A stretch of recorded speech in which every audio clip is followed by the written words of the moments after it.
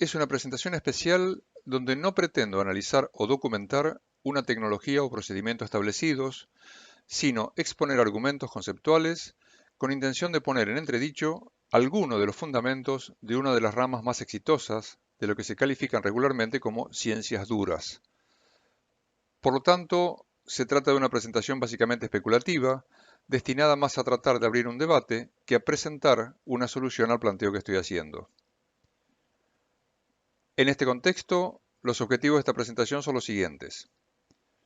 En primer lugar, trataré de presentar de forma sencilla el segundo principio de la termodinámica, pero para analizarlo en profundidad es necesario entender cómo se desarrolló. Después vamos a charlar sobre la teoría cinética de los gases y su vinculación con la variable fundamental de la termodinámica, esto es la temperatura. Vamos a introducir el concepto conocido como el demonio de Maxwell y entraremos de lleno en el objetivo de esta presentación, tratando de verificar si en ciertos escenarios, tanto planetarios como cosmológicos, la gravedad actúa en alguna medida como el demonio de Maxwell. En resumen, vamos a presentar algunos ejemplos que en la actualidad se califican como aparentes anomalías y que por lo menos requieren alguna explicación conceptual. Veamos qué es la termodinámica. A diferencia de la mecánica newtoniana, esta rama del conocimiento se desarrolló en la superficie de la Tierra.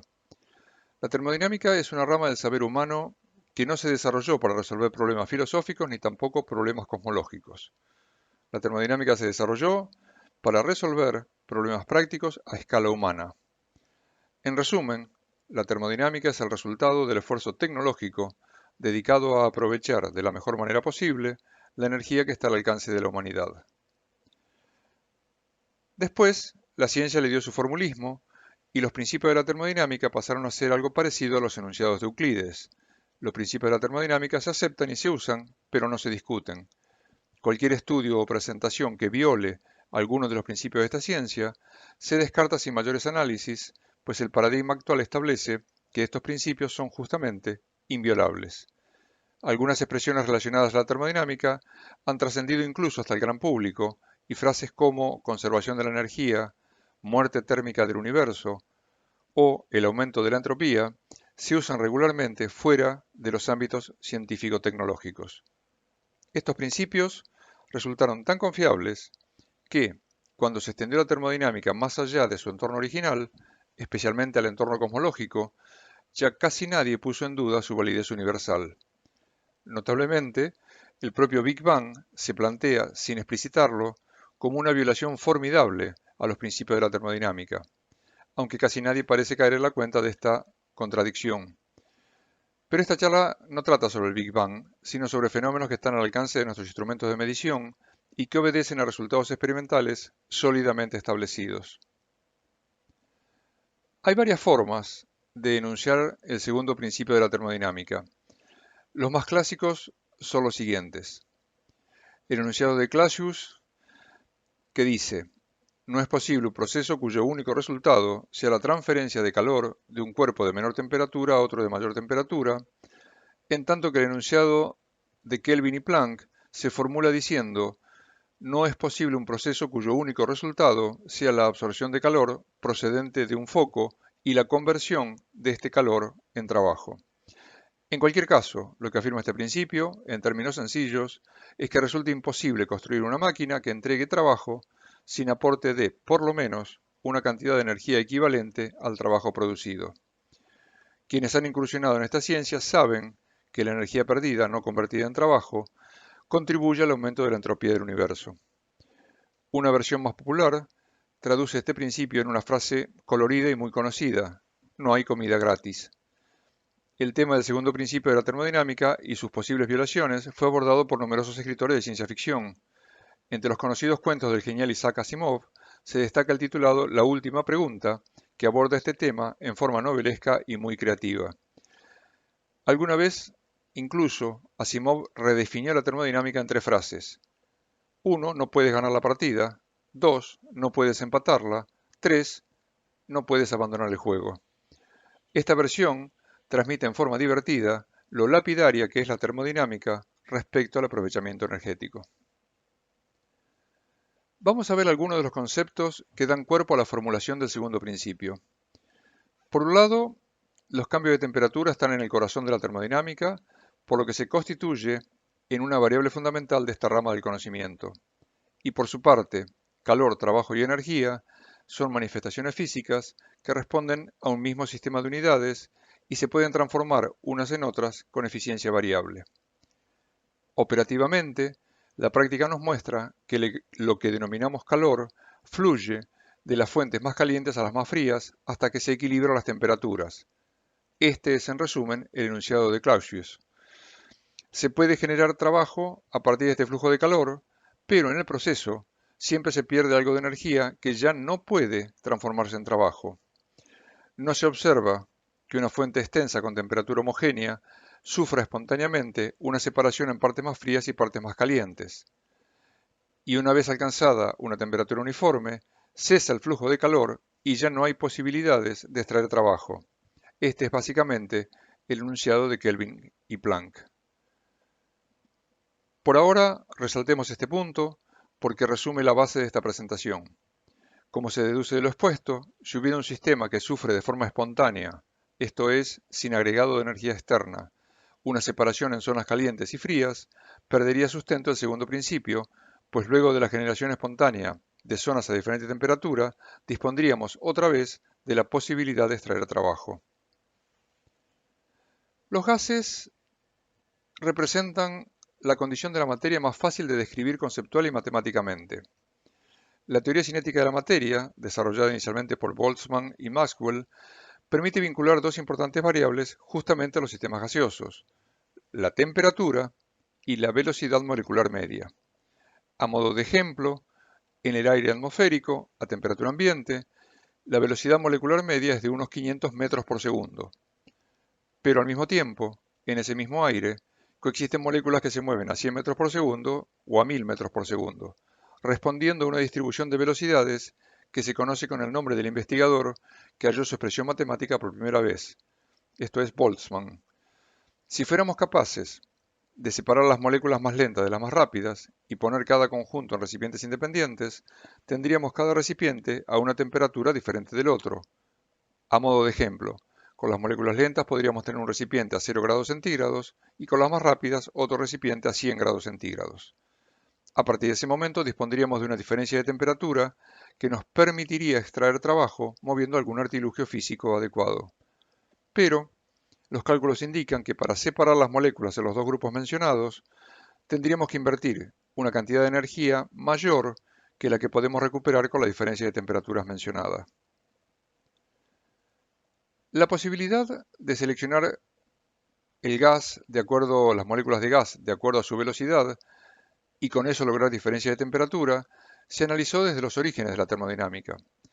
El propio Maxwell, uno de los desarrolladores de la teoría cinética de los gases, hizo un primer planteo de esta posibilidad, como parte de un experimento mental diseñado para ejemplificar justamente la segunda ley de la termodinámica. En ese caso concibió una criatura imaginaria, que recibió el nombre de demonio de Maxwell, capaz de actuar a nivel molecular separando las moléculas calientes, las más rápidas, de las moléculas frías, las más lentas. El planteo original de Maxwell ha sido objeto de numerosos análisis, tratando de demostrar que ni con ayuda de criaturas imaginarias es posible violar el segundo principio de la termodinámica. De todos modos, en el lenguaje coloquial diríamos que Maxwell la dejó picando. Es interesante observar que casi todo el desarrollo de la termodinámica se llevó a cabo sin incluir los efectos de la gravedad. Ya todas las ecuaciones principales de esta rama de la física estaban consolidadas cuando empezaron a tenerse en cuenta los fenómenos gravitatorios. Sabemos que la gravedad tiene un impacto importante sobre la atmósfera terrestre. Ya durante mi educación secundaria me explicaron que la Tierra conserva su atmósfera gracias a la gravedad. Y dado que las moléculas de los gases se mueven libremente, lo anterior implica que la masa planetaria ejerce su atracción incluso sobre objetos tan diminutos como las moléculas. Y en este punto surge un tema interesante. También en la escuela secundaria aprendí a hacer cálculos de tiro vertical y caída libre. Cualquier objeto arrojado hacia arriba pierde velocidad progresivamente hasta que se detiene y comienza su caída hacia el punto de origen. En el trayecto, transforma su energía cinética en energía potencial durante la subida e invierte el proceso durante el descenso. Incluso se demuestra que, en ausencia de rozamiento, la masa del objeto no interviene en los cálculos, pues aparecen los dos lados de la ecuación. Bueno, todo bien con piedras, flechas o balas. Recordemos el famoso experimento de Galileo dejando caer objetos de diferente masa desde lo alto de una torre. Pero, ¿las moléculas también sufren el mismo efecto? Si este es el caso, cuanto más alto lleguen las moléculas, menor será su velocidad promedio, y la temperatura depende solo de esa velocidad. En consecuencia, las capas más altas de la atmósfera deberían estar más frías que las inferiores. Pero no nos adelantemos. Aunque este es un fenómeno harto documentado, se emplean explicaciones alternativas para justificarlo. Por ahora solo planteo una posibilidad. ¿Puede la gravedad comportarse como el afamado demonio de Maxwell? La atmósfera terrestre no es estática. Los fenómenos dinámicos hacen que las moléculas del aire estén cambiando sus posiciones permanentemente. Imaginemos que en este escenario seleccionamos un grupo importante de moléculas del aire a nivel del mar, digamos que elegimos moléculas como para ocupar 1 metro cúbico de aire, y luego, dejando que las cosas ocurran espontáneamente, las seguimos imaginariamente mientras ascienden por choques sucesivos hasta las capas superiores. Al final del proceso solo hay dos opciones. O el conjunto de estas moléculas conserva su velocidad media inicial, o, en el camino de ascenso, pierden velocidad como consecuencia del permanente tirón gravitatorio. En el primer caso nos encontraríamos con una masa importante de aire, cerca de 1 kilogramo, cuyas moléculas ganan energía potencial sin perder energía cinética. Esto solo podría obedecer al que adquieren su energía potencial sacándola del empuje de las moléculas que fueron encontrando en el camino. Como consecuencia, esas moléculas, que van quedando atrás, se enfrían por pérdida de velocidad. En el segundo caso, el grupo de moléculas seleccionado pierde temperatura, dado que, como las piedras en tiro vertical, habrían ganado energía potencial a expensas de su propia velocidad. En cualquiera de los dos escenarios hay un grupo de moléculas que se enfrían mientras las seleccionadas ganan altura. Pero en el primer escenario se enfrían las moléculas que van quedando atrás y en el segundo se enfrían las que llegan a las capas altas. El segundo escenario es el que resulta compatible con la experiencia. Como nota especial, el primer escenario implica una segunda contradicción. Si se enfriaran las moléculas que van quedando rezagadas en el camino de ascenso, esa situación llevaría a que el aire se hiciera más denso por debajo de las moléculas que van ganando altura, y ese mismo mecanismo impediría el propio ascenso, pues son las columnas más frías las que por aumento de densidad generan corrientes descendentes.